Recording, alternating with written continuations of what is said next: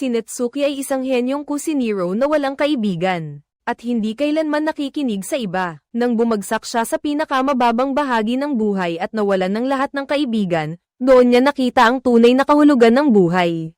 Hanggang sa lumitaw ang isang babae, unti-unting nagbago ang sitwasyon. Si Netsuki ay isang chef na dalubhasa sa lutuing Pranses. Inilaan niya ang kanyang buong buhay sa pagbubukas ng isang restaurant sa Paris, at nakakuha ng 2 Michelin stars. Ngayon, siya ang mamamahala sa isang pagtitipon ng mga pinuno ng Hapon at Pransya. Mayroon siyang napakahigpit na mga patakaran tungkol sa menu. Ang French chef ay nagbago ng paraan ng pagluto ng sea urchin nang walang pahintulot. Agad siyang nag-utos na ulitin kahit pa malapit na ang customer, hindi siya pumayag makipagkompromiso. Kaya nagpa siyang gawin mismo ang bagong imbensyon niyang putahe. Pinanatili ang panlabas na balat ng sea urchin pagkatapos ay nilagyan ng mga sangkap sa loob. Ang mga pagkaing Pranses ay nagbibigay diin sa sariwa at dekalidad na sangkap.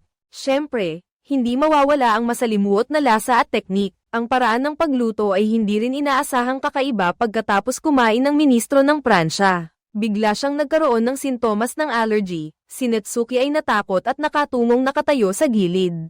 3 taon ang lumipas, siya ay namumuhay na parang daga na nagtatago. Ang buhay ay lubhang kahabag-habag. Habang tumatakas, nakita niya si Rinko na papunta sa restaurant para sa interview.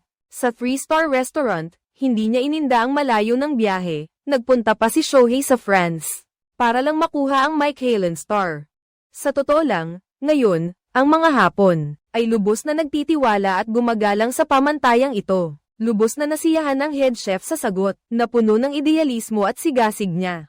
Gusto niyang tingnan kung ano ang kakayahan niya. Nagtatrabaho rito si Netsuki noon, pero noong magulo. Ayaw pumasok sa restaurant para hilingin sa head chef ang isa pang pagkakataon. Ngunit pinaalis siya at inutusan ng head chef si Rinko, na gumawa ng angkop na appetizer para sa restaurant na ito. Sa loob ng 30 minuto, maaari niyang gamitin ang lahat ng sangkap na gusto niya.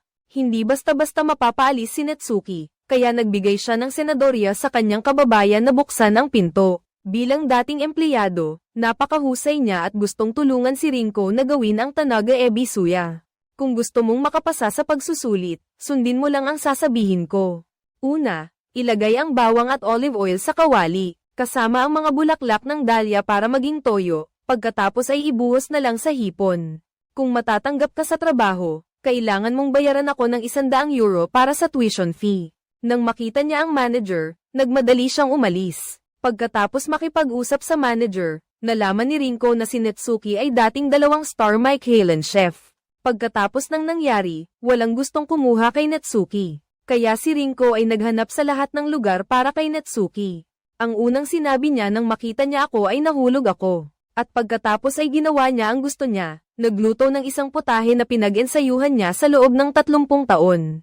Sinabi ng head chef na magaling ang galing mo sa pagluluto. Pero masyadong simple ang lasa. Walang lalim, pero ang Natsuki sauce na ginawa mo sa loob ng 30 segundo ay nagpasaya sa head chef. 30 segundo at 30 taon ay dalawang magkaibang konsepto ng oras. Kaya kailangan mong tikman ang Tanaga-ab. Para sa huling produkto, dinala mo ang sarili mong sangkap at humiram ng kusina sa may-ari. Pagkatapos kumain, nag-inom ng beer si Rinko, na palaging humahanga kay Natsuki. Noong taong iyon, nakatikim siya at ang kanyang ina ng luto niya. Naaalala pa niya ngayon na iyon ay beef tail na may red wine sauce. Ang buntot ng baka ay inihanda gamit ang red wine, pinalaman ng foie gras, chestnuts, at toasted bread. Lubos na nagulat si Natsuki. Paano mo nalaman kung ano ang ginamit sa pagluto? Dahil mayroon akong mahiwagang dila. Sa sandaling matikman ko, malalaman ko ang paraan ng pagluto at ang mga sangkap ng pagkain. Ngunit gaano man siya magsikap, hindi pa rin niya makukuha ang Michelin star. Kaya naman, pumunta siya sa France para mag-aral muli. Pagkatapos niyang matikman ang iyong pagkain, napagtanto niya na wala siyang talento. Netsuki, mabilis kang mag-isip, huwag kang panghinaan ng loob. May pera ka pa.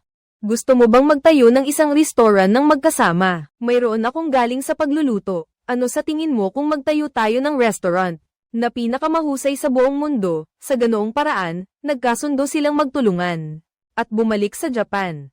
Sa Tokyo, mayroong humigit kumulang 100,000 na restaurant, ngunit isa lang ang nakakuha ng 3 bituin mula sa Japanese chef. Si Chef Manabo ay nagsisikap ding makakuha ng 3 bituin ngayong taon. Ngayon, pupunta si Natsuki sa restaurant na ito para tikman ang pagkain. Ang manager ng restaurant ay ang dati niyang kasamahan na si Kyono. Nagkataon ding naroon ang investigador ng Mike Halen. Mag-order tayo ayon sa kanila, siguradong hindi tayo magkakamali. Pagkatapos matikman, ang mga sangkap ay hindi pangkaraniwan. Puro dekalidad pero ang pagkakalatag sa plato ay hindi pa. Mayroon pa ring diskriminasyon sa pagitan ng mga customer. Mukhang natanggap na ng restaurant na ito ang impormasyon ng maaga. Pagkatapos kumain, hindi nakalimutan ni Natsuki na magreklamo kahit masarap pero parang kumakain ng mga natira.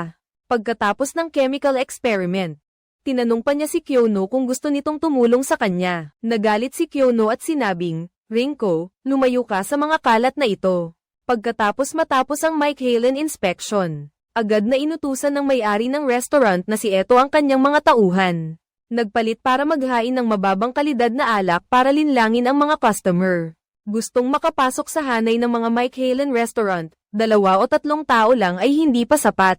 Ang dating subordinate mo na si Kame Hito ay sikat na ngayon. Pagpasok pa lang ay tinanggihan na. Nakita ni Koichi ang anunsyo ng trabaho kaya nag-apply siya. Kahit walang karanasan, gusto niyang maging nangungunang empleyado ng restaurant. Dahil sa kanyang kasabikan, agad siyang natanggap. Ibinalik ni Kyono ang halaga ng pagbili ng alak sa pinakamababa. Ngunit hindi pa rin pumapayag ang boss. Ang negosyo ay para kumita. Hindi na kailangan ng maraming salita. Ay order mo lang ang kailangan. Sinabi ni Natsuki kay Rinko na linlangin si Kyono na pumunta rito dahil tapos na ang ginawa kong paborito ni Kyono. Matagal na noong nag-intern sila sa Paris. Rinko, tikman mo. Alam mo na kung anong sangkap nito. Nagmungkahi si Ben na magdagdag ng kaunting juju para mawala ang matapang na amoy. Bakit hindi naging chef si Kyono? Dahil nakatikim na siya ng pagkain ng staff na niluto ni Natsuki. Kahit gaano pa siya magsikap, hindi pa rin niya maabot ang talento sa pagluluto. Kahit gaano ka pa magsikap, hindi mo mababawi. Kaya nagdesisyon akong lumipat ng trabaho at maging manager. Sa wakas, nagbukas sila ng restaurant sa Paris. Walang nangyari sa panahong iyon. Pagkatapos ng allergy, tumakas si Natsuki para bayaran ang utang. Kinailangan ni Kyono na manatili sa restaurant para magtrabaho. Inilabas ni Natsuki ang 300,000 at inilagay sa mesa. Umaasang mababayaran niya ang lahat ng utang. Nagkasundo silang muling magtulungan, ngunit ang problema dito ay hindi pera. Bakit mo sinuntok ang opisyal na iyon noon? Aksidente lang iyon. Malinaw na nailigtas sana ang restaurant, hindi kailanman nag-isip si Natsuki para sa iba. Ang pagbubukas ng restaurant ay nangangahulugang ibigay ang iyong buhay sa head chef. Si Sao Kyono ay maaaring malinlang na naman, pagkasabi nito ay galit siyang nagmartilyo sa pinto at umalis. Narinig ni Manabo na bumalik na ang lalaking iyon. Agad siyang nagtakip ng mukha at pagkatapos ay inanyayahan si Rinko na magtrabaho para sa kanya. Kung papayag siya, gagawin siyang tagapamahala ng sangay, para lamang makahikayat ng mga mamumuhunan at hindi mabigyan ng pagkakataong makabangon si Natsuki. Pag-uwi niya ay labis siyang inis. Bakit ganoon na lang ang pagmumura ng lahat kay Natsuki? Hindi sila makakagawa ng nangungunang restaurant sa buong mundo. Marahil sa puso niya, hindi ka rin niya itinuturing na kasamahan. Nagpasya siyang magtrabaho para kay Manabo. Sinabi ni Natsuki na hindi lahat ay maaaring maging kasamahan. Hanggang ngayon, siya ang unang nakaintindi sa lahat ng putahe niya. Pagkasabi nito, natapos na ni Natsuki ang pag-iimpake at nag-iwan ng 300,000. Kung may problema ka sa hinaharap, hanapin mo si Kyono. May pagkain pa sa kaldero na niluto ko para sa lahat kagabi. Nilagyan ko ng juju para mawala ang baho. Ang restaurant ni Manabo ay nakakuha ng 2 Mike Halen stars. Mag-iwan ka ng 10 milyon, Rinko, para bayaran ang utang ni Kyono. Subukan nating 2 na gumawa ng nangungunang restaurant sa mundo. Talagang walang kwenta si Natsuki. Gumagawa ayon sa sariling kagustuhan at hindi nakikinig sa payo ng kahit sino. Ngunit hindi masama ang puso niya. Kung hindi sigurado ay hindi niya magagawa ang ganoong masarap na pagkain. 3 taon na ang nakalipas, ininsulto ng mga opisyal ng gobyerno ang mga imigrante na dumating sa Pransya. At pinilit siyang kumilos, si Kyono ay isa ring taong may prinsipyo. Sumang-ayon siyang maging empleyado ni Rinko, nagsimula ang 3 sa yugto ng pagpili ng lokasyon. Para magbukas ng restaurant, partikular silang pumili ng liblib na lugar. Para magluto para sa mga regular na customer, Ang restoran ay pinangalan ng Grande Maison Tokyo. Ang paunang kapital ay nangangailangan ng 50 milyon para sa pananaliksik sa mga pagkain at pagbili ng mamahaling sangkap. Araw-araw silang nag-aaway dahil sa madilim na nakaraan ni Natsuki. Kaya naman, nagpunta sila sa lahat ng bangko, pero walang nagpautang sa kanila. Si Kyono ang nag-imbita kay Keimhito para maging head chef. Babalik tayo 3 taon na ang nakalipas, si Natsuki ay nananatili lang sa 2 Michelin stars. Kaya araw-araw siyang naiinis, hindi lang siya nakikinig sa payo ng iba. At basta na lang siya nagagalit sa kanyang mga subordinate. Sina Keimhito at Shohei ay hindi mabilang na beses na pinahirapan. Binalaan ni Natsuki na kasabwat din siya kung sakaling mabunyag ito sa media. Ang imahe niya bilang sikat na chef ay agad na babagsak. Matapos makatikim ng masarap na pagkain, sinakop niya ang puso ng anak ni Keimhito. Si Kyono ang namagitan, hindi namin siya pinilit na sumali. Kailangan lang namin siyang pangalanan bilang tagapayo. Medyo nag-aatubili si Keimhito. Si Natsuki ay walang ginagawa at gustong maging assistant ni Keimhito. Isang kompetisyon sa pagluluto ang magaganap. Gumawa si Keimhito ng matcha cheese cream pasta, at si Natsuki ay nagluto ng baked potato na may truffle at snow crab. Sa tingin ko mas masarap ang pagkain ni Master Keimhito. Bakit kaya? Mas angkop sa panlasa ng mga Hapon. Mas angkop sa panlasa ng mga Hapon, si Kyono ay abala sa panghihiram ng pera sa mga bangkiro. Ang lalaking ito, kahit na hindi interesado sa mga restoran at pagkain, ay napakahusay sa negosyo at kayang gumawa ng mga pagtatasa upang balansehin ang kita at gastos. Batay sa pagtatansya, ang bawat customer ay magdadala ng kita na humigit kumulang 3,000. Halimbawa, kung ang operasyon ay aabot sa 80% ng kapasidad, ang kita sa isang gabi ay aabot sa kabuoang 90,000 yen. Si Rinko sa tabi ay patuloy na pumupuri, kaya't naramdaman niyang hindi naman masama ang ideya. Ngunit mayroon siyang isang kondisyon, na kinakailangang bawasan ang kalidad ng pagkain. Kung sakaling hindi dumami ang mga customer, mababawasan din ang panganib. Siyempre, hindi makokompromiso ni Natsuki ang kondisyong iyan. Ang limitasyon niya ay ang pagsunod sa pamantayan ng 3 bituing restoran. Ngunit ang lutuing Pranses ay hindi angkop sa panlasa ng mga Hapon. Ngayon, gusto ko lang mag-focus sa pag-aaral ng bagong menu. Tungkol sa iba, kayo na ang baalang mag-ayos. Kumpleto sa kagamitan sa pagluluto ang bahay ni Keimhito. Nagsisiksikan si Natsuki sa bahay niya at ayaw umalis. Napakainit pa rin ang relasyon ng dalawa. Gagamitin ni Kyono ang mga kagamitang panluwas na nagamit na para makatipid sa gastos kinabukasan. Inanyayahan niya ang kanyang pinagkakatiwalaang assistant na si Shohei. Si Shohei ang tanging kayang makasabay ni Natsuki na ngayon ay head chef na ng buffet restaurant. Sa pagtikim, nakatuklas siya ng isang henyo na nagngangalang Maso. Ngunit sa huli, tinanggihan siya. Kaya ano ba talaga ang gusto ng mga Hapon? Si Natsuki ay kayang gamitin ng perpekto ang isa sa mga pampalasa. Ngayon, kailangan niyang magsimulang muli sa lasa ng sarsa. Pagkatapos ng ilang araw na pagsubok, hindi pa rin siya kontento. Pagkatapos ng ilang araw na pagsubok, hindi pa rin siya kontento. Sa huli, ginawa mo para kay Shohei ang garapon ng barbecue sauce. Tungkol sa mga sangkap ng pagkain, napakadetalyado, hindi nagpapabeya.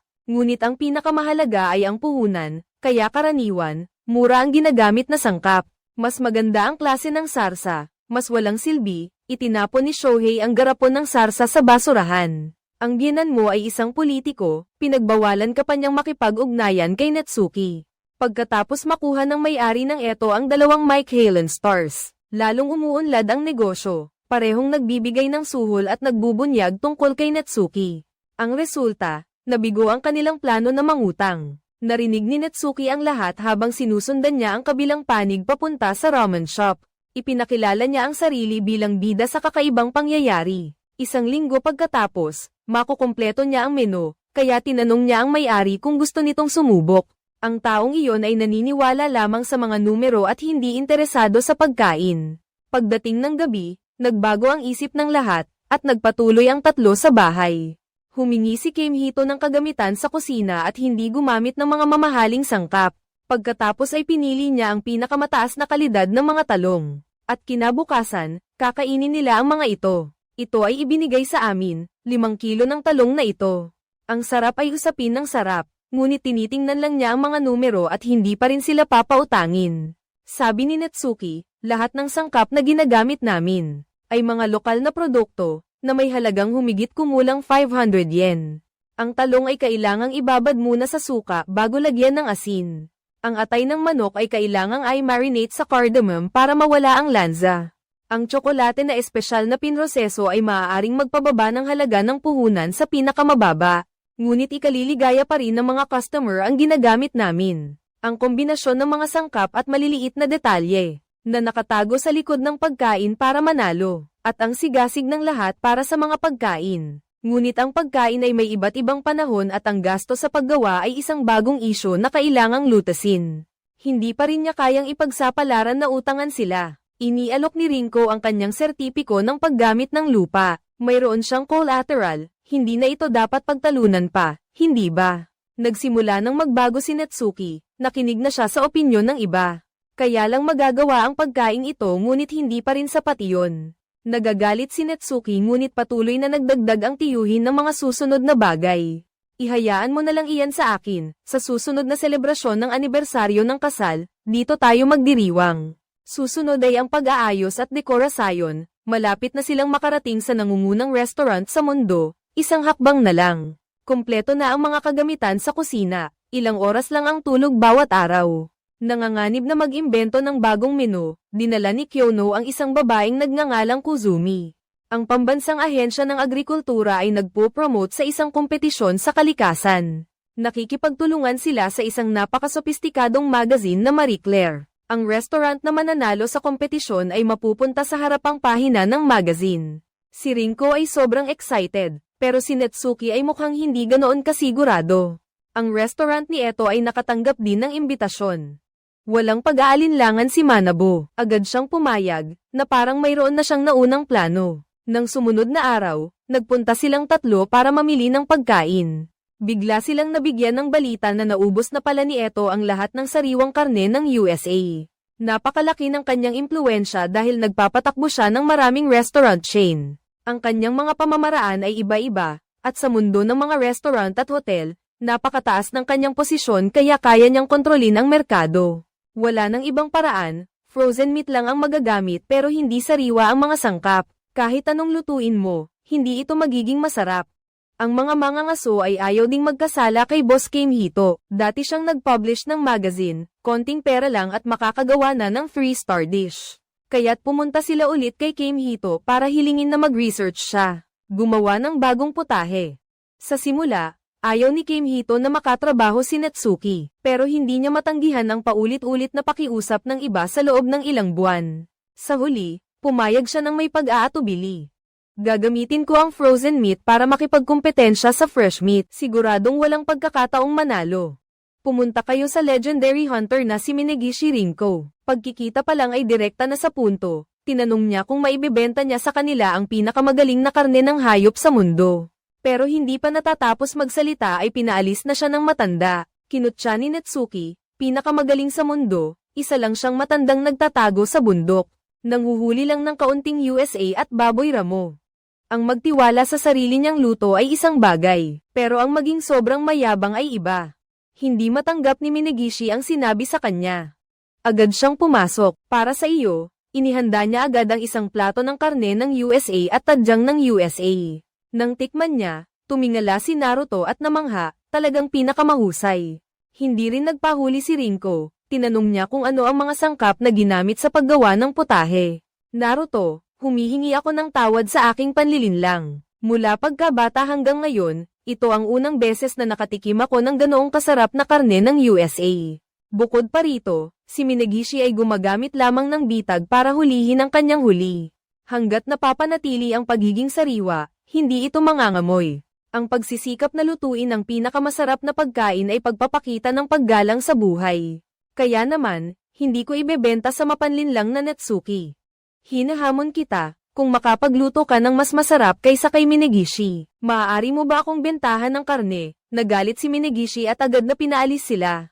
Halika na, nakita ni Shohei na lahat ng kanyang mga dating kaibigan ay dumating para tumulong. Dahil hindi na nakatiis si Natsuki, pumunta siya para tingnan. Nakiusap si Kyono sa isang mangangaso para makakuha ng sariwang hita ng USA.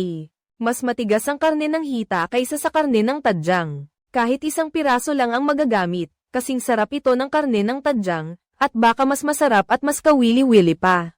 Paano kung gagamitin ang bahaging malapit sa dulo para gawing sopas? Hindi ba't magpapadilim ito sa sopas kapag inilagay ang karne? Paano mo malalaman kung hindi mo susubukan? Ang paraan ay ang pagkuha ng pinong sabaw. Ang paggamit ng giniling na karne at gulay ay napakahirap kontrolin ang temperatura. Kaya kailangan laging mag-ingat. Si Keimhito ay talagang nagsisikap. Ang eksperimental na sopas na numero 28 ay tapos na pagkatapos idagdag ang cherry wine, Rinko. Ang lasa ay talagang masarap, ngunit hindi pa rin ito naipapakita ang bango ng karne. Hindi ko inakala na ganoon pala kahirap ang pagsasaliksik ng bagong putahe. Noong una, inakala ko na wala akong talento. Hindi ako nakilala hanggang ngayon, saka ko lang nalaman na hindi pa pala ako sapat na nagsisikap. Labis akong nagulat nang makita ko ang pagpupursigi ng dalawang iyon. Bukod pa rito, ganoon kataas ang pamantayan ng isang Michelin-starred restaurant. Sabi ni Kyono, dahil ako ang head chef, kailangan kong magbigay ng malinaw na utos. Kung hindi ka nagtitiwala sa iyong head chef, hindi ka kailanman makakakuha ng Michelin star. Pagkatapos, nagmungkahi siya ng isang lumang uri ng toyo. Ngunit pagkatapos niyang matikman at hindi pa rin maganda, biglang nagkaroon ng ideya si Natsuki na gamitin na lang ang toyo na iyon. Muli siyang pumunta upang matuto ng karanasan mula kay Manag-ishi. Kung hindi nila ibebenta ang karne ng USA, humingi na lang tayo ng kaunting dugo ng USA. Si Manabu ay nag-e-eksperimento rin sa isang bagong putahe, nagpaplanong gamitin ang orihinal na lasa ng karne ng USA para manalo. Hindi sumang-ayon si Eto. Ang ating prinsipyo ay pagiging komplikado at bagong karanasan. Pagkatapos idagdag ni Natsuki ang dugo ng USA sa sopas at matikman ito ay lubos na matagumpay. Ngayon kailangan nating baguhin ang paraan ng pagluluto, sa loob ay kailangan pa ring hilaw. Kung ito ay tumigas, nangangahulugan ito na nabigo ang kanilang pagsisikap. Wala nang ibang paraan, kailangan na lang umasa sa kutis at patuloy na mag-eksperimento. Sa araw ng kompetisyon, hindi nila makontak si Natsuki. Bukod pa rito, dinala niya ang mga sangkap na iyon kay Manag-ishi. Sa pamamagitan ng pagtatasa, naniniwala siyang mananalo si Rinko sa kompetisyong ito. Ang perpektong toyo na ipinari sa karne ng USA ay walang kapintasan. Ginagawa rin ni Natsuki ang ulam na iyon, sabay silang natapos, kasama ang sabaw. Ang dugo ng USA ay bumubuo ng isang napakasarap na putahe. Hindi pa nakakakita ang mga hurado ng ganitong kombinasyon kailanman. Malapit nang matapos ni Manabu. Hindi ginamit ni Matsuiki ang puti ng itlog para alisin ang mga dumi sa sabaw, kundi ang dugo. Magkapareho ang gamit ng dalawang sangkap na iyon. Hindi kayang i-highlight ng dugo ang lasa ng karne ng hayop.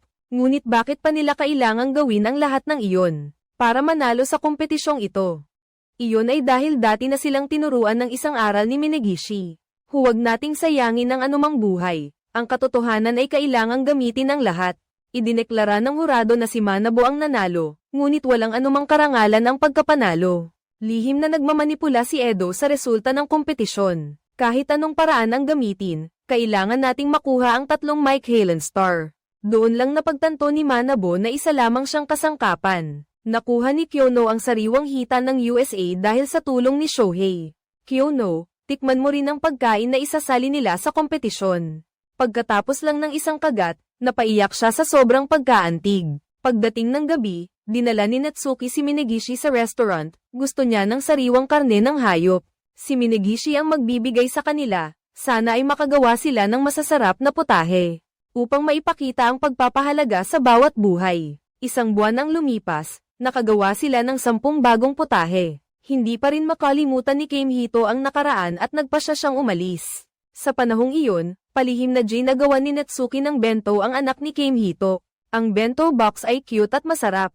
Isang araw, nagpanggap siyang pupunta sa klase ng paggawa ng bento. Para hintayin ang pagkakataong makapag-sorry kay Rinko, agad niya itong naintindihan. Para makamit ang 3 Michelin star, hindi mawawala si Keimhito. Inutusan ni Keimhito si Natsuki na siya na rin ang maghahatid sundo sa bata simula ngayon. Sa ganoong paraan, bumalik sa grupo ang henyong si Keimhito. Dumating sa restaurant si Linda, ang dating kasintahan ni Natsuki. 7 araw na lang bago magbukas ang restaurant. Nakikita ng mga customer kung ano ang ginagawa nila sa kusina. 10 putahe, hindi pagpipilian ng customer. Ang pinakamasasarap na putahe ay ihahain ng chef mismo sa harap ng customer. Si Linda ang editor-in-chief ng Mary Claire Dining, isa rin sa mga restaurant na nag-oorganisa ng cooking competition. Dati kapag pinuna ito ng magazine na ito, kahit gaano pa kalaki ang restaurant, kailangan nilang magsara. Isang food critic na mula sa kaibuturan ng puso ay labis na nagmamahal sa mga pagkain. Lalo na pinapahalagahan ang mga matatamis sa loob ng isang linggo, kailangan nilang makabuo ng bagong putahe. Si Koichi na medyo tanga ay dapat ding magkaroon ng sarili niyang set ng kagamitan sa pagluluto. Si Netsuki ay sinasanay siya ng mahigpit na parang sinasanay niya si Shohei.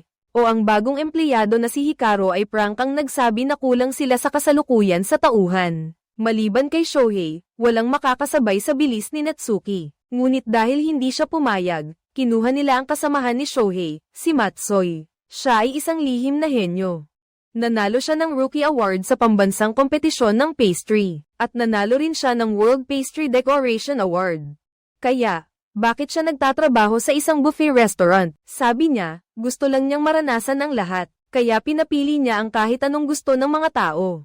Ngunit ang kanyang mga pagkain ay nakakuha ng napakababang rating mula kina Rinko at Natsuki. Sa French cuisine, ang dessert ay may mahalagang papel bilang pangwakas ng pagkain.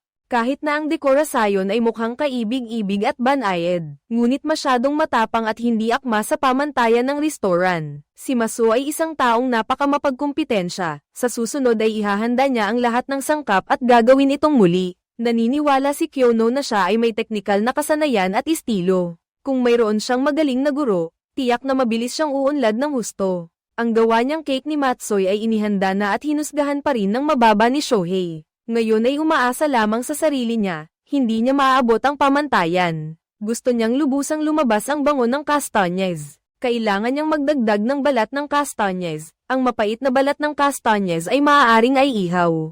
Wala na tayong 18 oras bago magbukas ang restaurant. Pagkatapos ng huling pagtikim, pumasa na ito. Bukas, kailangan nating makagawa ng kahit 24 na order. Bago magbukas, nagbigay ng huling paalala si Ringo sa mga bagong empleyado na dapat nilang tandaan kung ano ang mga bawal sa mga customer. Dumating din si Linda sa restaurant. Umaasa siya na ibibigay ng lahat ang kanilang pinakamahusay na performance sa trabaho. Sa sandaling may nagsabi sa lobby na maligayang pagdating sa restaurant, lahat ay dapat na mahigpit na magmasid. Kahit paalis na ang mga bisita, maging masigasig tayo sa pag-aalaga sa bawat isa. Magbigay ng pinakamahusay na pagkain at pinakamahusay na serbisyo. 8 ng gabi, tinanggap ng restoran ang unang grupo ng mga bisita. Kaya para hindi ako mag-alala, pumunta ako para bantayan ang unang putahe, ang sample na may cockscomb mushroom at himo red chili. Ang pangalawang putahe ay Bavarois cake na may goat cheese. Mula sa ekspresyon ng mga bisita, mahuhulaan na ang lahat ay napakaganda. Ang pangatlong putahe ay talong at giniling na atay. Ang pang-apat ay malamig na mussel miso soup. Kasunod nito ay ang Vueven puff pastry na may kabute at sea clam. Pagkatapos, biglang may nangyaring hindi inaasahan, biglang tumakas ang bagong empleyado na si Hikaru. Ang pinakamahirap na sea urchin dish ay hindi pa rin nagagalaw. Alam na alam kong si Eto ang nasa likod nito. Ang pagpapatagal sa mga customer ay napakadelikado, kailangan ni Natsuki na samantalahin ang bawat segundo. Talagang umaasa siya na makakasama niya si Shohei para tumulong sa oras na ito. Si Kyono naman ay sinamantala ang pagkakataon para lumabas at manghikayat. Kailangan ding sumali ni Shohei sa laban. Ang paraan ng paghawak niya ay napakahusay na nakakagulat sa iba. Matapos magsikapan ng lahat para matapos, sa wakas ay naihain sa tamang oras ang sea urchin ni Karen. Pagkatapos nito, pinuri rin ang venison at blood soup. Sa huli, ang dessert na lang ni Matsui ang natitira. Maaari na po kayong kumuha ng litrato. Naihain na rin namin ang sea urchin. Ano sa tingin mo sa napakagandang dessert na ito? Ang amoy ng sunog at pait ng inihaw na balat ng kastanyes ay nagpapalabas ng natural na lasa ng kastanyes. Ang presentasyon ay maganda. Salamat sa pagkain. Nagbago na ang iyong pagkain. Ano ang nagpabago sa iyong pag-iisip? Hindi iyan ang pagkain ko. Iyan ay kay Chef Rinko. Sa tingin mo ba hahayaan kong mabuhay ang restaurant na ito? Mag-ingat ka na lang. Mukhang nanalo na ang dessert ni Matsui sa dessert competition. Siyempre, nagsinungaling ako. Napakaraming paghihirap ang pinagdaanan niya para gawin ang pagkain na iyon. Ako lang ang nag-ayos ng presentasyon. Humihingi ako ng paumanhin. Masaya na ako kung masaya ang mga kumain. Gusto ko pang matuto ng higit pa, gusto kong magsikap pa. Pakiusap, hayaan niyo akong magtrabaho dito. Paano ko ba sasabihin? Mahirap dito, Linda. Pinuri ng mga tao ang pagkain ng restaurant bilang napakasarap, kasabay ring binanggit ang insidente 3 taon na ang nakalipas. Malinaw na gusto nilang ipasara ang kanilang restaurant. Labis na nainis si Natsuki dahil paulit-ulit siyang nagpapatumpik-tumpik sa lugar. 3 bituin, inihanda ni Shohei ang beef na may chestnuts at mushrooms para sa lahat. Hindi nakalimutang magtabi para kay Natsuki. Bumalik tayo sa kasalukuyan. Sa labas ng restaurant ay napapalibutan ng maraming reporter. Ang issue ng allergy ay pinag-uusapan ng mga tao at naging kahihiyan ng mga Hapon. Malapit na ang botohan para sa nangungunang 50 na restaurant. Kailangan ni Manabo ng bagong assistant, pero pagbukas ng restaurant, walang dumating. Bukod pa rito, lahat ng advance bookings ay nakansela. Pagkalipas ng ilang sandali, may dumating na grupo ng mga dayuhan. Ang biyenan ni Shohei ay muling nagpaalala sa kanya na lumayo kay Natsuki. Kung hindi, makikipaghiwalay siya sa anak nito, at hinarap ni Shohei ang banta at tumayo para umalis. Hindi niya nakalimutang pumunta sa restaurant para magpaalam sa lahat. Handa na siyang umuwi sa Abina, ang kasintahan ni Shohei, para gumawa ng gulo. Nalaman na inaprubahan ng bangko ang kanilang loan dahil sa lihim na tulong ni Shohei. Hinihikayat ni Rinko ang lahat na panatilihin si Shohei para makuha ang 3 bituin. Kailangan namin ng tulong mo, pero hindi pumayag si Natsuki. Wala tayong sapat na pera para magbayad ng empleyadong walang ginagawa. Kung magpapatuloy tayo ng ganito, siguradong 1 buwan pa lang ay magsara na ang restaurant. Kung walang darating na customer, aalis na lang sila. Hindi tayo magiging restaurant, kundi food fair. Sa ganoong paraan, magagamit natin ang natitirang mga sangkap, pero sobrang dami ng trabaho. Ang specialty ni Shohei ay magluto gamit ang mga tira-tirang sangkap. Matalino ka, halika rito at tulungan mo ako. Hindi mo kailangang magtrabaho sa restaurant, pero kailangan mong pumunta sa food fair para magtrabaho. Nahihirapan ang restaurant ngayon. Kaya naman, ikinagagalak kong tulungan ang 2 dating kasamahan. Hindi na kailangang sabihin kung ano ang pipiliin, kung ano ang gagamitin, makikita na lang pagtingin. Pagkatapos nilang mag-isip, nagdesisyon silang gumawa ng curry rice. Ang food fair ay nagtitipon ng lahat ng maliliit na tindahan na lalahok. Ang aming stall ay pinangalan ng 3 Stars Matsoy, at ako ang bahala sa online promotion. Dahil tinitingnan si Natsuki bilang kriminal, talagang hindi siya dapat magpakita. Isang bahagi lang ay 1,000 yen, hindi pa sila nakakatikim ng ganoong pagkain na mura at masarap, kaya ipinakilala nila ito sa kanilang mga kakilala. Pumunta si Eto sa isang lugar para mag-alok ng trabaho sa mga kabataan doon. Talagang napakaawa, nag-imbita si Manabo kay Shohei para tulungan siya. Pagkatapos ng 1 araw, nalugi sila ng kabuuang 50,000 yen. 2 waiter ang gustong mag-resign bukas. Kung wala ng mga reserbasyon, ang sitwasyon nila ay aabot sa pinakamasama. Ang mga pangunahing miyembro ay labis na pinipilit na gawing angkop ang kanilang pagkain para sa mga bata.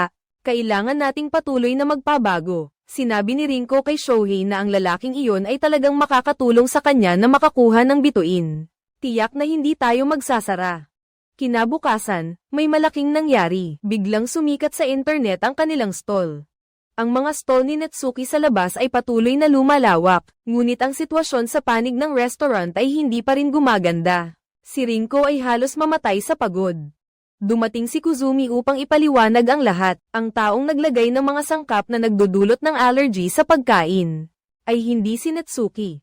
Ginawa ito ni Linda upang imbestigahan ang tunay na salarin. Kung hindi nila malalampasan ang panganib na ito, hindi sila magiging karapat-dapat para sa 3 bituin.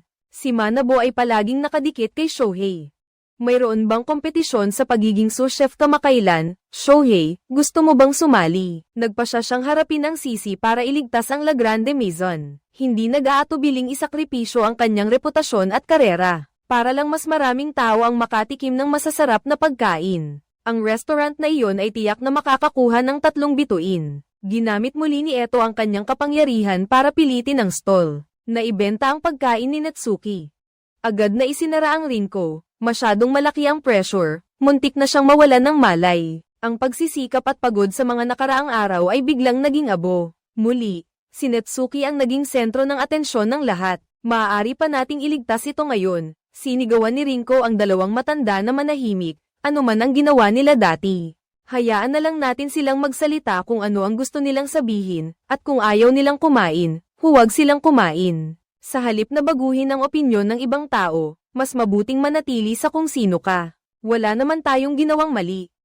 Naghanda si Shohei na umamin sa kasalanan ngunit pinigilan siya. Si Netsuki mismo ang nagluto para sa lahat. Ang paraan ng pagluto at mga sangkap ay ginaya sa beef dish ni Shohei. Ngunit binago ko ito ng bahagya para ipahiwatig na ang lutuing Pranses ay may maraming paraan ng pagluluto. Pareho tayong nakatali sa isang bagay. Ang pagkaing niluto mo ay dating nagligtas sa akin. Kung aalis ka sa pagiging chef, papatayin kita.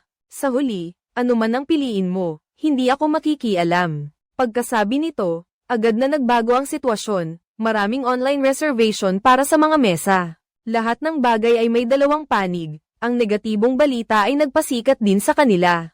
Sa madaling panahon, ang kanilang restaurant ay napabilang sa top 50 na sikat na restaurant. Ang mga taong tunay na mahilig kumain ay hindi naiintindihin ang mga bagay na iyon. Nag-schedule si Manabo ng pribadong pagkikita kay Natsuki, at ang kwento ay muling sasalubong sa isang pagbabago. Inamin ni Shohei na 3 taon na ang nakalipas, dahil sa kanyang pagkakamali, nagkaroon ng problema sa gobyerno. Kaya naman, gagawin niya ang lahat para iligtas ang restaurant. Mukhang nalaman na ni Natsuki kagabi kung ano ang nangyari. Inaasahan ko ang magiging reaksyon ni Shohei. Magbubukas si Linda ng press conference. 1 buwan na lang bago ang kompetisyon sa pagpili ng top 50 na restaurant. Ito ay isang labanan bago ang pagtatasa ng Mike Halen Star. Kung manalo, malaking tulong ito sa pagkuha ng bituin. Mabilis ang pag-unlad ni Shohei. Lubos na nasiyahan si Eto. Hindi masyadong interesado si Natsuki sa kategoryang ito. Hinahamak niya ang mga food critic na nag-aakala na sila na ang tama. Karamihan sa mga hurado ay dayuhan. Kung gusto nilang mapasaya ang mga hurado, kailangan nilang baguhin ang kanilang menu. At ang seafood ang pinakamahalagang sangkap. Ang Spanish mackerel mula sa Miyagi ay hindi masamang sangkap. 4.9 na kilo ng isda ay nagkakahalaga ng 10,000 yen. Kung mas marami ang bibilhin, may diskwento. Ang restaurant ay nasa tamang landas na, kailangan nilang magdagdag ng tauhan. Si Kuzumi ay nasa reserve list. Si Netsuki ay mahigpit pa rin kay Koichi. Bago siya maging bihasa, hindi niya ito papayagan na hawakan ng anumang pagkain. Kahit anong pagsisikap sa pag-insayo, hindi pa rin siya napapansin. Pagdating ng gabi, dinala ni Koichi ang impormasyon para ipaalam kay Eto. Ang pinakamalaking pagkakaiba sa pagitan ng dalawang restaurant ay ang kapital. Kapag may pera, makakakuha ka ng mga dekalidad na sangkap. Kung kakopyahin mo sila, malinaw na mas may kalamangan sila sa mga sangkap. 25 araw na lang bago ang araw ng kompetisyon, pansamantalang sumali si Kuzumi sa serbisyo sa labas. Marunong ka ng Ingles at Pranses, at alam mo rin ang tungkol sa pagluluto. Maaari kang magtrabaho kasama si Natsuki, masaya ako. Narinig ko na 3 taon na ang nakalipas, isa kang tagahanga niya. Ngunit tila may iba ka pang layunin sa pagpunta rito. Si Koichi mismo ang nag-alok na magluto para sa mga empleyado ng restaurant. Tumango si Natsuki, sige, subukan mo. Mahusay ka sa paghiwa, at magaling ka ring magluto, pero may isang maliit na detalye kang nakaligtaan. Alam niyo ba kung ano iyon? Mabilis na natapos ang sinangag na may itlog. Mula sa mukha ni Matsoy, makikita mong hindi maganda ang lasa nito. Netsuki, pinilit na nilunok ito, habang ang iba ay nagmadaling umalis na may dahilan. Nakita ni Kyono na medyo hindi nasisiyahan si Koichi kaya sinamantala niya ang pagkakataon para imbitahan siyang mag-inuman sa labas.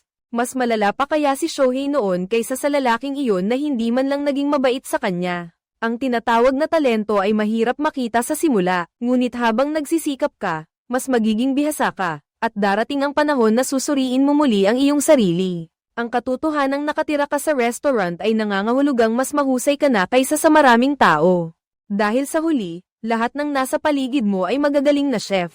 Hindi nila inaasahan na ang lahat ay susunod sa pagkakasunod-sunod, lalo na't hindi nila inaasahan na susunod ka lang sa utos. Patuloy na sumubok, patuloy na magbago ito ang magiging susi para sa isang chef. Maraming nabigong putahe ang hindi ang pinakamagandang halimbawa, o hindi ba kinabukasan, si Koichi ayon sa nakasanayan ay sumama sa lahat sa palengke. Nagkunwari siyang lumabas para pakiusapan ang tindero ng isda na hayaan siyang manatili at magtrabaho. Gusto niyang matutunan kung paano maghiwa ng Spanish mackerel. Sinabi ng amo na magsimula siya sa paglilinis, at ang paglilinis ng palengke ay mas mahirap kaysa sa inaasahan niya.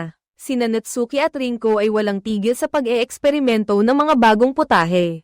Sinisikap ni Koichi na isulat ang lahat ng paraan ng pagluluto, tulad ng kung paano maghiwa ng manipis at kung paano kontrolin ang apoy, na masigasig na itinuturo ng tindero ng isda. Malaki na ang ipinagbago mo. Lihim na kinain ni Koichi ang mga tira-tirang pagkain para matikman ang lasa. Nakita ito ni Natsuki, at napangiti siya ng may kasiyahan. Natapos na ang pagpili ng mga sangkap para sa inihaw na Spanish mackerel. Ang balat na malutong sa labas, hilaw at malambot sa loob, kasama ang sarsa ni Keimhito, ay perpekto. Kahit na inihaw ang isda, ang loob nito ay sariwa at matamis na parang hilaw na isda. Lahat ay lubos na nasiyahan, tiyak na hawak na nila ang tagumpay. Lihim na hiniwa ni Koichi ang isda. Sa panlabas, hindi ito naiiba sa isdang hiniwa ni Natsuki. Ngunit walang awang itinapon ito ni Natsuki sa mga sirang sangkap, upang ay proseso at ang kutsilyo ni Koichi ang pinakamalaking pagkakamali. Hindi maintindihan ni Koichi kung bakit ginawa iyon ni Natsuki. Nagalit siya, nagbitiw sa trabaho at ibinigay ang kanyang talaarawan kay Eto. Sa tulong ni Shohei, nagtagumpay din si Manabo sa paggawa ng bagong putahe. Pagkatapos makuha ang recipe, sa utos ng kanyang superior, kinopya ang Spanish grilled mackerel, inanyayahan ni Kyono si Koichi sa restaurant para kumain. Ang unang putahe, Bavaroise cake na may mountain goat cheese, mas masarap kaysa dati. Ganap na naiiba sa sinubukan, ang opisyal na putaheng inihain ay naglalaman ng kaluluwa ng chef.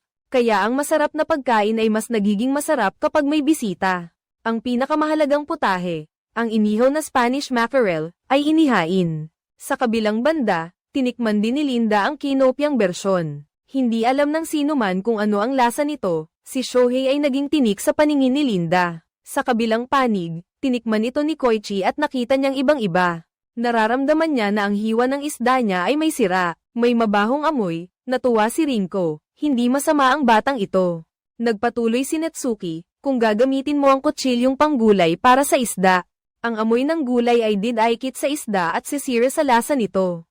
Alam din ni Natsuki na natuto si Koichi mula sa may-ari ng tindahan ng isda, na isang restaurant na may layuning maging 3 bituin ng Mike Halen. Hindi sila maaaring tumanggap ng anumang pagkakamali. Agad namang natauhan si Koichi at sinabi ang tungkol sa pagtataksil niya sa lahat. Maaari silang makakuha ng mas mataas na kalidad ng Spanish mackerel. Basta't susundin lang nila ang ating recipe, siguradong matatalo tayo. Halos mapatawa na ang lahat. Ang pagkain na ginawa sa pamamagitan ng pagnanakaw ng recipe ay siguradong magiging napakasama. Si Koichi ay talagang hindi matalino, pero hindi ito iintindihin ng mga nangungunang chef. Eto, tikman mo itong kopya. Muntik na akong masuka. Iba ang mga sangkap, iba rin ang paraan ng pagluluto. Kailangan mo ring isaalang-alang ang temperatura at halumigmig sa araw na iyon.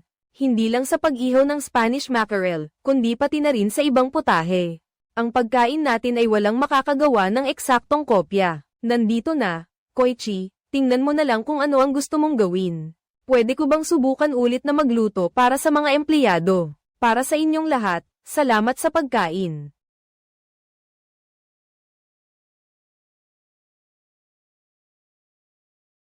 Pwede ba akong manatili para magtrabaho? Ikaw ang bahala sa paghahanda ng mga sangkap. Si Manabo ay talagang henyo. Araw-araw akong natatakot at nagsisikap maghanap ng motibasyon para pumasok sa trabaho. Hindi tulad ni Natsuki, siya ay tina-target ng mga pinakasopistikadong gourmand sa mundo. Pero nakangiti pa rin siya.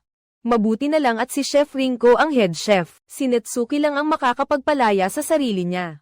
Sa award ceremony, inaasahan ng lahat ang isang himala. Una, ipapahayag ang mga nasa ranggo 50 pababa. Bumalik tayo 1 linggo ang nakalipas.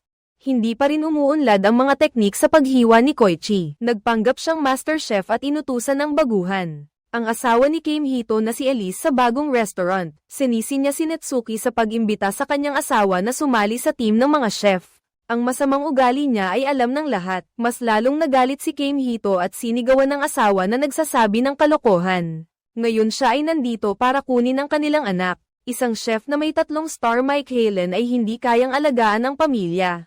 Nakahanap na siya ng kapalit at hindi natatanggap ng anumang opinyon mula kay Keimhito. Natsuki ay biglang nagalit. Anong klaseng biro yan? Sigurado tayong makakakuha ng 3 bituin, kung ganoon, gamitin natin ang ranggo ng restaurant bilang sukatan. Kung hindi tayo makapasok sa top 10, kailangang umuwi sa Paris ang bata. Nagbigay si Natsuki ng karagdagang kondisyon, kung makarating sila sa ika-9 na pwesto. Kailangan niyang kilalanin ang kakayahan ni Kai Mihito. Si Rinko ay labis na nabagabag nang marinig ito. Wala pang Japanese restaurant ang nakapasok sa top 20 restaurants sa ngayon. At dahil nakatira pa sa bahay nila si Elise, nagsimula na rin siyang magsalita tungkol sa pinagmulan ng kanyang malungkot na kasal. Mula 3 taon na ang nakalipas na may layuning 3 bituin ng Mike Halen. Ang asawa niya ay nabighani sa mga pagkain na hindi niya kayang iwanan. Kaya naman labis niyang kinamumuhian ang Mike Halen Rinko, sinabi ni Kim Hito. Pansamantalang isantabi ang trabaho para pagtibayin ang relasyon ng mag-asawa. Nagmadali si Manag-ishi na dalhin ang kabute sa restaurant, pansamantalang isinantabi ang hindi pagkakaunawaan sa kanilang relasyon. Gusto ni Kim Hito na gamitin ang masasarap na pagkain para makuha ang loob ni Elise. Pagkatapos lang ng 2 unang putahe, hindi na halos makatiis si Elise. Ang huling putahe ay napaka-espesyal dahil ito ay binuo ng lahat ng magkakasama. Carrots at mushrooms, bawat putahe ay masarap, iyan ang kinaiinisan ko. Siguradong mas kaunti ang tulog mo at hindi mo na gaanong nabibigyan ng oras si Amelie. Hindi ba? At ang espesyal na pagkain ay hindi pa rin nagustuhan ni Elise. Natsuki, kumuha ka ng isang plato ng jelly. Ito ay ginawa mismo ng batang iyon. Paano kaya tutugan si Elise? Ang kanyang espesyal na atake ay siguradong makakakuha ng puntos. Si Elise ay umiiyak habang kumakain. Ito ay talagang perpekto. Sinabi ni Kim Hito na madalas siyang magluto kasama niya. Pagkatapos ay bigla siyang nagsabi ng salungat sa kanyang kalooban. Sige, Elise, isama mo na ang bata. Ngayon ang gusto ko lang ay mag-focus sa pag-aaral ng pagkain. Sinabi rin ni Elise na walang ibang tao, at idinagdag ni Natsuki na may bisa pa rin ang kanilang kasunduan. Kung ang restaurant ay umabot sa ika-10 pwesto, magbabalikan silang dalawa. Kahit man lang ika-9 na pwesto, kung hindi, isusuko ni Kim Hito ang karapatan sa pag-aalaga sa bata. Bumalik tayo sa anunsyo ng resulta. Ang ika-11 hanggang ika-50 ay karamihan ay mga dayuhang restaurant. Ay aanunsyo ko na ang top 10, ito ang 10 nangungunang restaurant sa mundo. La Grande Maison Tokyo, nakuha na natin ang ika-10 pwesto. Pasensya na, kapatid, ika-8 pwesto, nagtagumpay si Gakko. Gaya ng napagkasunduan, inalis ni Elise ang bata, ngunit kinilala niya ang mga pagkain ni Natsuki. Bumaba ang bata sa sasakyan at sinabi kay Kim Hito na sinabi ng nanay niya na patuloy siyang maghihintay. Kung hindi makukuha ng tatay ang 3 bituin, hindi siya babalik sa tatay. Hindi pa tapos ang isang unos, may darating na namang isa. Biglang nagselo si Kyono at tinanong si Natsuki kung bakit hindi pa siya umaalis. Araw-araw na magkasamang nagluluto at nakatira ng magkasama. Ano pa bang itsura nito? Nagulat si Rinko, labis na nahiya si Natsuki at pansamantalang umalis. Isa na namang dating kasintahan, si Nakiko, ang muling sumulpot. Hindi ka ba pupunta sa agahan ngayong araw, Natsuki? Balak mo bang tumakas? Bakit ang gulo ng restaurant? Biglang dumating si Linda. Hindi lang siya kumuha ng litrato, gusto pa niya ng exclusive interview. Ang tema ay ang pagsubok sa 3 Mike Halen stars sa Tokyo. Mayroong 484 na Mike Halen restaurants. Sa mga iyon, 3 babaeng chef lang ang nakakuha ng Mike Halen star. Bukod pa rito, wala sa kanila ang French cuisine chef. Kaya, anong espesyal na paraan ang gagamitin mo para makakuha ng bituin? Hindi kailangang magmadali, okay lang kung sa susunod na linggo mo ibigay ang sagot, Kim Hito. Pagkatapos marinig ang pagtatapat ni Kyono, nakaramdam siya ng kakaiba. Marahil ito ang proseso ng muling pagkabata ng isang nasa katanghaliang gulang. Natsuki ay nakilala si Nakiko pansamantala sa bahay ng kanyang ama. Ang relasyon ng dalawa ay hindi komplikado. Si Nakiko ay kasal na at may anak na. Pagkatapos ay tumawag siya at sinabing bumalik agad sa restaurant. At nagdala rin siya ng isang chef. Ang kausap niya ay ang ama ni Nakiko. Si Suguro ay isang napakatigas na tao. May sakit pero ayaw uminom ng gamot kaya ang anak niya ay si Natsuki na lang ang pinakiusap na mag-alaga. Siya na ang susunod na kakain. Tiyak na magpapakita siya ng kakaiba. Lahat ng putahe sa lumang menu ay sunod-sunod na inihain. Pagkatapos kumain, parang dumi ng hayop ang kinain niya. Wala siyang sinabi at agad na tumayo at umalis. Paano ninyo nagawang gumawa ng ganyang basura ng pagkain? Tinukoy pa ni Suguro si Rinko na hindi propesyonal. Pinagsabihan niya si Kyono na siya ang pinakamasama, at ang ibang tao ay mukhang hindi rin masyadong matalino. Top 10 na restaurant sa buong mundo. Ano pa ba? Mas mabuti pa at magsara na kayo. Ang tanga-tanga mong alagad ay ayaw makinig sa payo. Umalis ng walang palem, nagdulot ng gulo sa Paris, at ngayon ganito na ang nangyari. Lahat ng naroroon ay pinagsabihan ng todo. Nagsuggest si Rinko na subukan natin ang restaurant ni Suguro. May maliit siyang tindahan sa Asakusa. Isang tradisyonal na putahe lang ang inihahain niya, beef stew. Tapos na ang beef stew, si Rinko ay may mahiwagang dila. Lubos niyang pinuri ang putaheng ito. Ang mga simpleng sangkap ay lumilikha ng mas masarap na pagkain. Kumpara sa mga mamahaling restaurant, hindi ka dapat basta-basta nagtatapos ng conclusion, Suguro. Naramdaman ni Natsuki na may kakaiba kaya hindi siya nagsalita. Nang makauwi si Rinko ay saka lang siya nagkomento. Paglagay pa lang sa bibig niya ay parang sinuntok siya. Kahit na masarap, kakaiba ang lasa pagkatapos kainin. Tinatanong ni Suguro kung bakit ka ba ganyan kadesperado sa 3 bituin ng Mike Halen. May masarap na pagkain din sa mga restaurant na walang bituin. Sinabi niya na gusto niyang abutin ang bagong antas, at pagkasabi niya noon ay inatake ulit ang sakit sa puso ni Suguro. Dinala siya sa ospital sa oras kaya walang dapat ipag-alala. Kailangan mong inumin ang gamot ayon sa tamang dosis, doktor. Hindi maaaring walang tagapamahala ang tindahan, kaya si Natsuki ang pumalit kay Suguro para mga siwa dahil talagang kulang sa tao ang restaurant, kaya pumunta rin si Kyono para tumulong. Napansin ng mga regular na customer ng restaurant na iba ang lasa ngayon kumpara sa dati. Kahit pareho ang sangkap, si Suguro ang gumagawa ng mga putahe ayon sa bawat restaurant. Tinanggap ni Natsuki ang kahilingang gawin ulit ang lahat. Si Manabu ang naging nangungunang chef sa Asia, at malaki rin ang naging kontribusyon ng sous chef na si Shohei. Tinatanong ni Linda kay Shohei kung bakit hindi siya pumunta sa trabaho ni Natsuki. Ngunit hindi diretsong sumagot si Shohei pagkatapos ng trabaho. Pumunta si Zuoi para ipagtapat ang kanyang nararamdaman kay Kyono.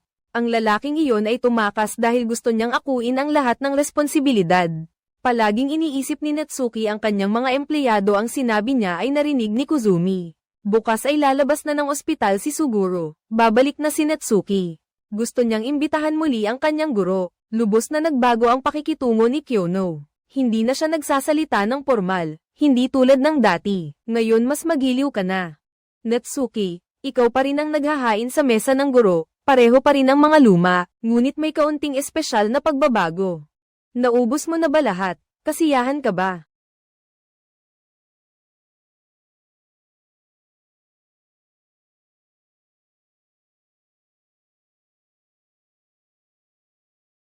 Ganito talaga, napakasarap.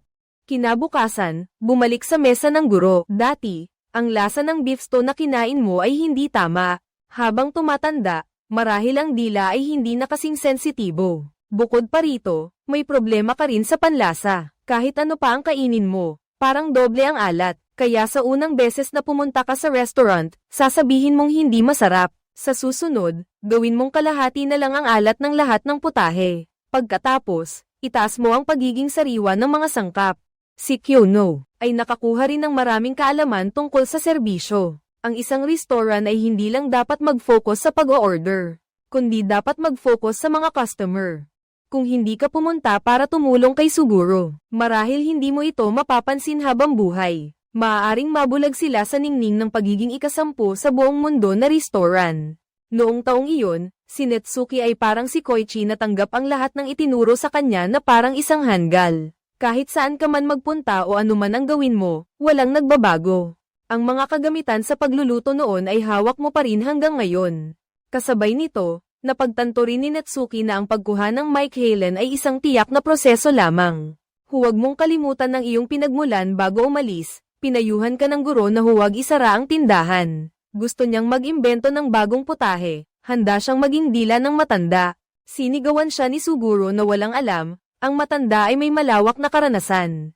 Ano man ang gusto mong gawin, binigyan ka niya ng motorsiklo at pinaalis ka. Buksan mo ulit ang tindahan, guro, naghihintay pa rin ang mga lumang customer. Kung gagawin mo, gawin mo ng maayos. Kunin mo yung yung mga yun, ang sarap talagang maligo sa bahay.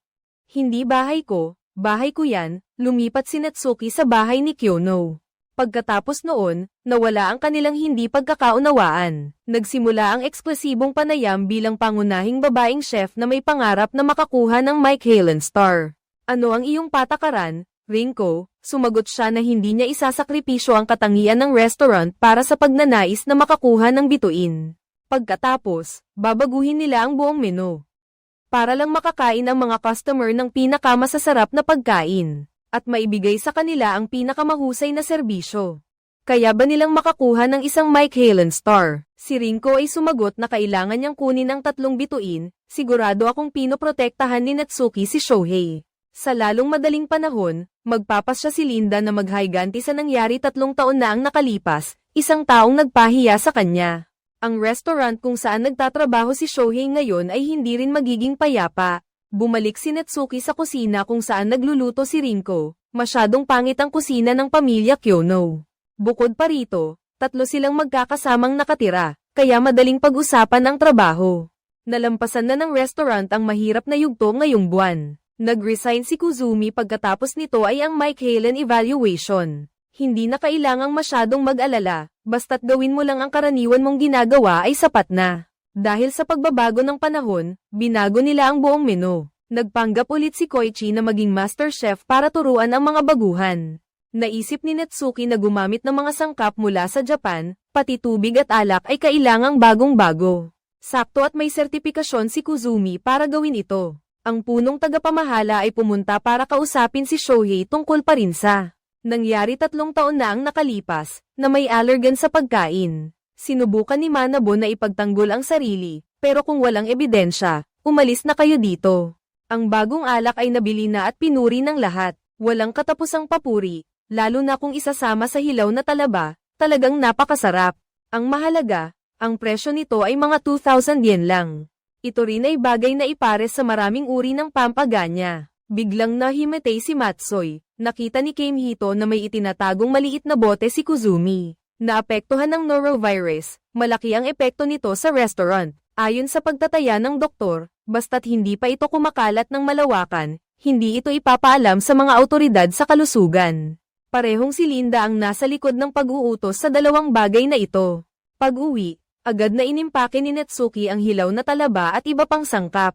Ang incubation period ng norovirus ay 48 oras, kaya maaari lang nilang isara ang 134 na customer na kumain ng pagkain na niluto ni Matsoy ay maaaring mahawan. May naalala na hilaw na talaba na inihain kasama ng alak, kinain ni Matsoy ang pinakamalaki, kasama pa ang nakita ni Kamahito. Marahil ay may inilagay si Kuzumi sa pagkain. Ngunit wala pa, lahat ay haka-haka lamang, walang matibay na ebidensya. Ngunit bakit ganoon si Kuzumi? Kinabukasan, sila mismo ang nag-imbita sa ahensya ng kalusugan upang magsagawa ng masusing investigasyon. Si Kyono ang bahala sa pagpapaliwanag ng sitwasyon at paghingi ng paumanhin sa bawat customer. Tinitiyak na hindi na ito lalala pa. Dinala ni Kuzumi sina Natsuki at Rinko sa paanan ng bundok Fuji. Ang lupa dito ay napakainam para sa pagtatanim ng ubas at pumunta sila sa kalapit na winery para mag-tour. Ang pagkahilig mo sa alak ay mas malaki kaysa sa lahat. Pagkatapos ng mahabang paghihintay, nawala na ang banta ng epidemya. Sa wakas ay makakapag-focus na sila sa pag-develop ng bagong putahe. Ipinagbigay alam ni Kuzumi kay Linda na sila na ang magsasabi sa mga customer. Kinumpirma na hindi siya masyadong nahawa. Pagkatapos ay bantaan ni Linda si Shohei na kung hindi siya aamin, magdudulot siya ng malaking problema kay Manabo. Sa simula pa lang, nagplano ng umamin si Shohei, basta't hindi masisira ang pangarap ng lahat. Handa siyang tanggapin ang lahat ng responsibilidad. Lumabas siya para tawagan si Kyono. May traidor sa loob. Pagkatapos basahin ang mga dokumento, tila may napagtanto si Kyono. 3 taon na ang nakalipas, ang ama ni Kuzumi ay kalihim ng opisyal na nagkaroon ng allergy. Dahil sa nangyaring allergy, natanggal sa pwesto ang ama niya. Gagawin ba ito ni Kuzumi para maghiganti? Talagang ganoon, gusto ka pa ring sirain ng babae sa lahat ng miyembro ng koponan. 5 chef noong taong iyon, nagkasala kay Natsuki, at gusto mo pa ring umalis. Tikman mo ang eksperimental na putahe niya na ipinari sa wine na pinili mo. Pagkatapos mong matikman ang 2 putahe na iyon, hindi sila magkatugma. Ang pagtaas ng temperatura ng appetizer ang makakapagpalabas ng lasa ng wine. Noong taong iyon, Itinuring ni Natsuki ang wine bilang pangunahing bida, at nang malaman niyang may chef na may ganitong pag-iisip, labis siyang naantig. Ngunit pagkatapos ay nagkaroon ng insidente ng allergy. Nakamit na ang layunin, ipagpatuloy ang hakbang dalawa, mayroon na kaming resulta ng pagsusuri. Lahat ng sangkap ay ligtas, talagang dala-dala ni Kuzumi ang virus sa sarili niya. Pero hindi niya kayang sirain ang mga sangkap. Sa puso niya, isa rin siyang babae, na labis na nagmamahal sa pagkain. Ngayon, si Rinko naman ang kailangang mamagitan. Gusto namin na makahanap ka ng masarap na alak na babagay sa lahat ng putahe. Para makuha ang 3 bituin ng Mike Halen, hindi pwedeng wala si Kuzumi. Masyadong nakakainis pa rin ang pananalita ni Natsuki. Kung hindi ka pa rin kumbinsido, pwede kang bumalik para maghiganti anumang oras. Pero kailangan mong seryosong magsikap para makuha ang 3 bituin ng Mike Halen. Dito na, sumali na si Kuzumi sa lahat. Hindi pa rin tumitigil si Natsuki at sinisisi pa si Kuzumi dahil sa pagpuna sa kanyang eksperimento. Sa katunayan, matagal nang alam ni Natsuki ang nangyayari. Para mapanatili ang talento, hindi siya nag-atubiling magpakamapanganib. Susunod, hinamon niya si Linda, sigurado siyang makukuha niya si Shohei. Upang mabuo ang pinakamalakas na pangkat ng mga chef, isang beses ko lang sasabihin, sumali ka sa Grande Maison Tokyo. Umuwi si Shohei na may pagsisisi sa restaurant, humingi ng paumanhin, at nagdulot ng maraming abala sa lahat. Nang malaman ni Keimhito ang katotohanan, hindi niya ito matanggap. Kung inamin sana ni Shohei noon, hindi sana nagkaroon ng ganitong dami ng hindi pagkakaunawaan ngayon. Hindi nagkawatak-watak ang pangkat ng mga chef. Hindi hahayaan ni Natsuki na ang kanyang mga tauhan ang managot. Nagbanta si Linda na hindi sila makakakuha ng kahit isang bituin habang buhay. Gusto sanang tumakas ni Shohei pero hindi pinayagan si Kyono na isa sa pinakamalaking biktima. Kailangan siyang turuan ng leksyon dahil nagtrabaho siya sa isang 3-star restaurant. Inilabas niya ang lahat ng kanyang kakayahan para lutuin ang venison. Ngunit sa totoo lang, ito ay kakilakilabot at walang anumang nakakaantig. Ngunit ang niluto ni Shohei para sa mga empleyado ay kabaligtaran. Malinaw na may talento si Shohei pero hindi niya ito ginagamit ng maayos. Ito ang pinakamalaking kahihiyan para sa isang chef. Tulad ng luma nating kasabihan, hindi mababago ang restaurant kung wala si Shohei. Nang iwan ni Kyono ang pagiging chef, nanumpa siyang hindi na siya magluluto para sa iba. Nag-alok si Matsoy at lihim na sumali. Habang nag-ooperate ang negosyo, nasa likod siya ng kusina. Kapag walang customer, lalabas siya para tulungan ang lahat sa pag-eeksperimento ng mga bagong putahe. At binigyan siya ng palayaw na ghost chef, tulad ng ginawa ni Natsuki noong bagong bukas pa lang ang restaurant. Pumayag si Rinko at Keimhito ng may pag-aatubili dahil malapit na rin naman ang pag-rate ng bituin. Ngayon ay panahon na kulang sa tao kinabukasan. Si Shohei ay napunta sa front page ng mga pahayagan ang politiko. Ang ama ng dating kasintahan ay nakaramdam na siya ay naloko. Kaya nakipagtulungan kay Eto para gumawa ng gulo si Madamo na nag-iisang lumalaban ay labis na nalulungkot. Ang bagong assistant na si Hikaru ay isang walang kwentang tao, ang relasyon ng dalawa ay napakatensyonado. Si Kyono ay nagbigay ng karagdagang kaalaman sa lahat tungkol sa 10-star reviewers. Mike Halen pupunta sila sa mga may star na restaurant, o kumukonsulta sa mga eksperto, food critics, o media. Mukha silang mga ordinaryong bisita kaya't kailangan nating tratuhin ang bawat bisita ng seryoso. Mayroong 5 pamantayan sa pagtatasa ng kalidad ng sangkap, teknik, antas ng pagluluto, pagkamalikhain, at presyo. Sa huli ay ang pagiging pare-pareho ng pagkain, na maaaring ibuod sa 2 salita, masarap kainin. Upang makakuha ng 3 bituin, kailangan nilang dumaan sa 3 pagsusuri. Kapag pumayag ang unang tao, saka palang papasok ang pangalawang grupo. Pagkatapos makuha ang 2 bituin, saka ito pagpupulungan at aaprubahan ng internasyonal na lupon ng pagtatasa. Doon sila magkakaroon ng 3 bituin at magiging isang alamat na restaurant. Ang hirap ng layuning ito ay nagpapatakot sa lahat. Sinuri ni Natsuki ang lahat ng sangkap na hapon. Sinubukan niyang matutunan ang lokal na kultura, halimbawa, ang paggamit ng tubig dagat bilang pampalasa. Nagdala si Minegishi ng sariwang sangkap mula sa mga hayop sa kagubatan. Pinilit niya silang gumawa ng masasarap na pagkain. Kung hindi, hindi niya sila patatawarin. Lumipat si Shohei sa bahay ni Kyono. Dahil dito, naging napakasikip ng bahay, 3 tao ang nag-aagawan sa isang kama. Pinayagan si Natsuki na tumira sa parking lot ni Rinko. Dahil sa pagdating ni Shohei, Dumobol ang kakayahan nilang lumaban. Mabilis nilang natapos ang 4 na bagong putahe, at 3 linggo na lang bago ang Mike Halen Star Evaluation.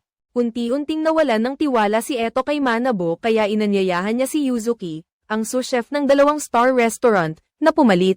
Simula sa susunod na buwan, si Ginoong Yuzuki na ang hahalili bilang head chef ng restaurant. Lahat ay naniniwala na hindi na kayang itaas ni Manabo ang antas ng restaurant. Handa akong harapin ang pagpuna sa desisyong ito. Sa tingin ninyo, hindi ko makukuha ang 3 bituin. Nawalan ka na ng kumpiyansa pagkatapos mawala si Shohei. Hanggang dito na lang tayo ngayon, salamat sa inyong paglilingkod. Ang kasintahan ni Shohei na si Abina ay pumunta sa restaurant para hanapin siya. Pagkatapos may lathala ang artikulong iyon sa lahat ng dako, labis siyang nag-alala. Sobrang pamayat siya. Ngayon, hindi siya aalis kahit saan dahil inalok siya ng restaurant ng isang handaan. May problema sa tiyan ni Abina kaya maghahanda sila ng mga pagkaing madaling tunawin. Ito ay mga inobasyon pa rin mula sa mga lumang putahe. Pagkatapos niyang makakain ng unang subo, bigla siyang nagkaroon ng gana kumain. Ang pangalawang putahe ay nakatulong para magising ang kanyang panlasa, pagkatapos ay hindi na siya tumigil sa pagkain. Sa huli, ang panghimagas na gawa sa kastanyes ay nagpakalma sa kanyang kaluluwa.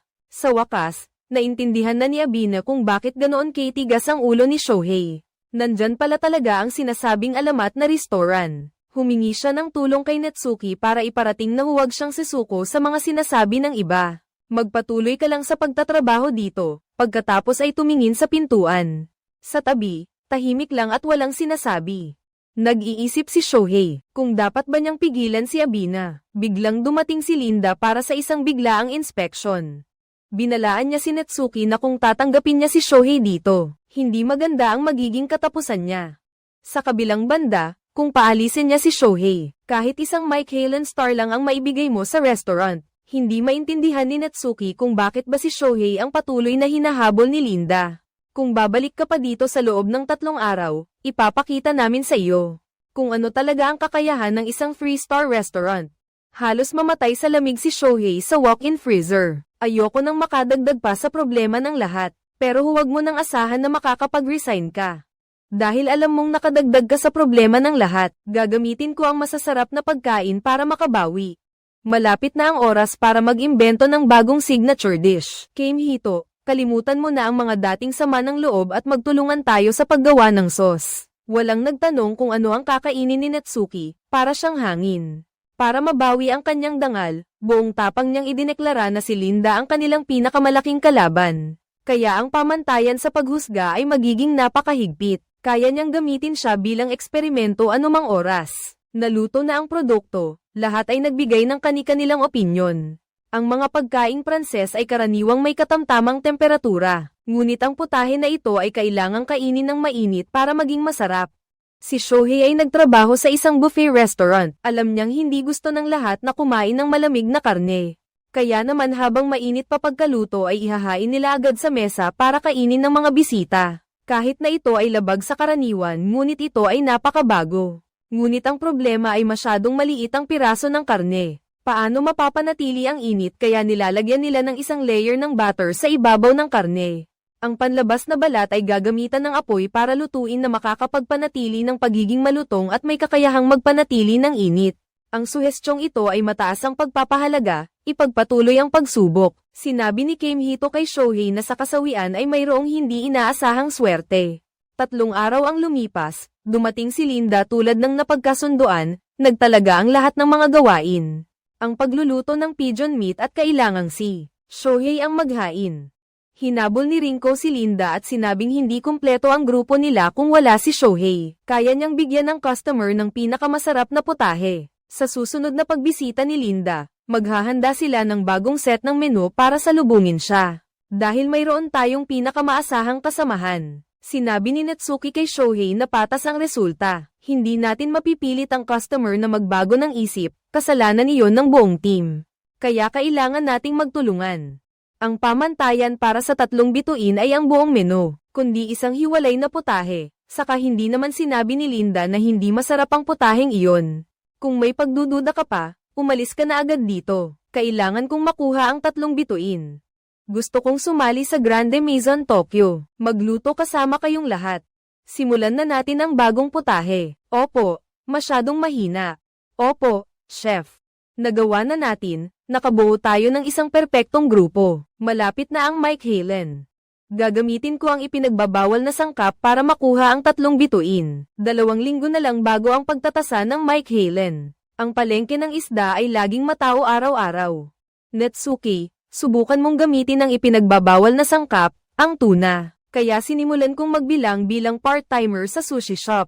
Ang sariwang lasa ng tuna ay nagmumula sa dugo nito. Kapag niluto ito, mamumuo ito at mawawala ang sarap. Kung makakagawa sila ng mas masarap na tuna kaysa sa sushi, maaari silang magwagi ng buong pagmamalaki. Ang bagong chef ng eto ay napakainit ng ulo. Patuloy niyang tinatanggal ang mga lumang empleyado, at si Hikaru ay pinalitan ng bago. Tinitiyak ni Linda na hindi makakakuha ng bituin ang Grand Maison Tokyo. Gusto ni Chef Harry na magbukas ng branch sa Tokyo kaya't pinuntahan niya si Natsuki. At tinanong kung interesado siyang tumulong. Sa natitirang 10 araw, natapos nila ang amuse at soup tanaga, ng kabute.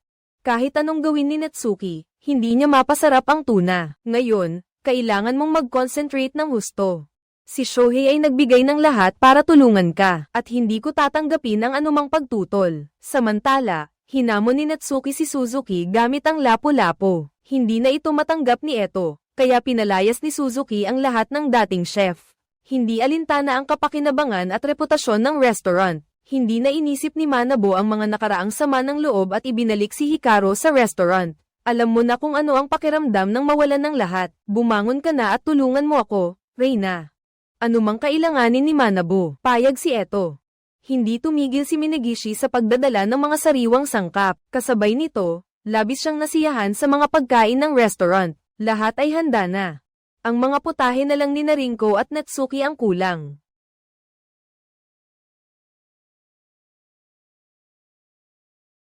Halikayo't tikman ninyo. Simple pero elegante. Ano ito? Napakasarap.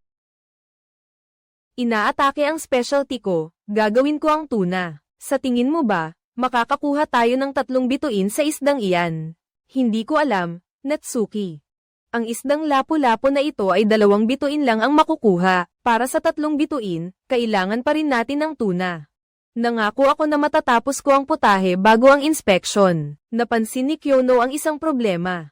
Ang mga may reserbasyon ay kadalasang mga regular na customer, walang mga estranghero. Direktang inamin ni Natsuki kay Linda na mayroon palang mas malaking tao sa likod ni Linda.